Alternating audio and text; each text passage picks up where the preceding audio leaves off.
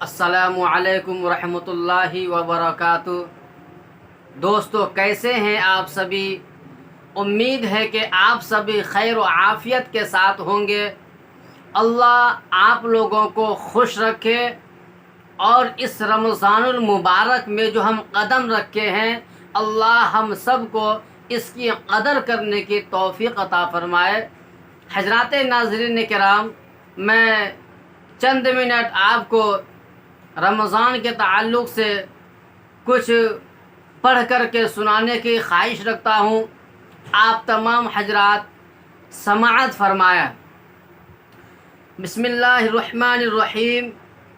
حضرت سلمان رضی اللہ تعالی عنہ کہتے ہیں کہ نبی کریم صلی اللہ علیہ وسلم نے شعبان کی آخر تاریخ میں لوگوں کو وعظ فرمایا کہ تمہارے اوپر ایک مہینہ آ رہا ہے جو بہت بڑا مہینہ ہے، بہت مبارک مہینہ ہے۔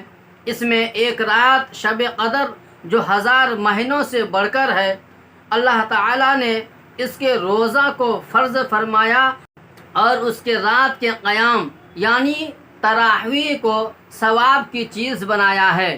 جو شخص اس مہینہ میں کسی نیکی کے ساتھ اللہ کا قرب حاصل کرے، ایسا ہے جیسا کہ غیر رمضان میں کسی فرض کو ادا کیا، اور جو شخص اس مہینہ میں کسی فرض کو ادا کرے وہ ایسا ہے جیسا کہ غیر رمضان میں 70 فرض ادا کرے۔ یہ مہینہ صبر کا ہے اور صبر کا بدلہ جنت ہے، اور یہ مہینہ لوگوں کے ساتھ غمخواری کرنے کا ہے۔ اس مہینہ میں مومن کا رزق بڑھا دیا جاتا ہے۔ جو شخص روزہ دار کا روزہ افطار کرائے، اس کے لیے گناہوں کے معاف ہونے اور آگ سے خلاصی کا سبب ہوگا، اور روزہ دار کے ثواب کی مانند اس کو ثواب ملے گا اگر اس روزہ دار کے ثواب سے کچھ کم نہیں کیا جائے۔ صحابہ رضی اللہ عنہم نے عرض کیا، یا رسول اللہ، ہم میں سے ہر شخص تو اتنی وسعت نہیں رکھتا ہے کہ روزہ دار کو افطار کرائے۔ تو آپ صلی اللہ علیہ وسلم نے فرمایا، پیٹ بھر کر کھلانے پر موقوف نہیں، یہ ثواب تو اللہ جل شانہ ایک کھجور سے کوئی افطار کرا دے، یا ایک گھونٹ پانی پلا دے، یا ایک گھونٹ لسی پلا دے، اس پر بھی مرحمت فرما دیتے ہیں۔ یہ ایسا مہینہ ہے کہ اس کا اول حصہ اللہ کی رحمت ہے، اور درمیانی حصہ مغفرت ہے، اور آخری حصہ آگ سے آزادی ہے۔ جو شخص اس مہینہ میں ہلکا کر دے اپنے غلام یعنی خادم کے بوجھ کو، حق تعالی شانہ اس کی مغفرت فرما دیتے ہیں اور آگ سے آزادی فرماتے ہیں۔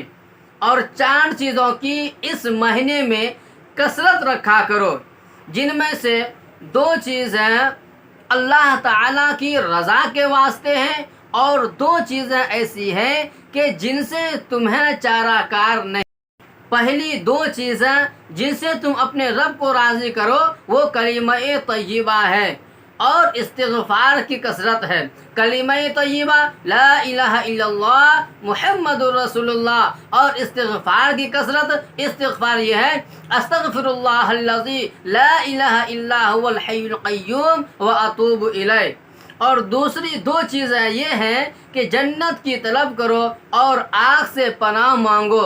جو شخص کسی روزہ دار کو پانی پلائے، حق تعالی قیامت کے دن میری حوض سے اس کو ایسا پانی پلائیں گے جس کے بعد جنت میں داخل ہونے تک پیاس نہیں لگے گی۔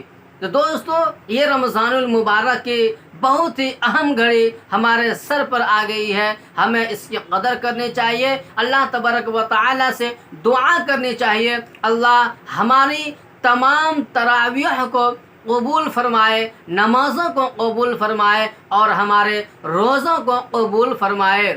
اللہ تعالی ہم سب کو کہنے سننے سے زیادہ عمل کی توفیق عطا فرمائے۔ السلام علیکم ورحمۃ اللہ وبرکاتہ۔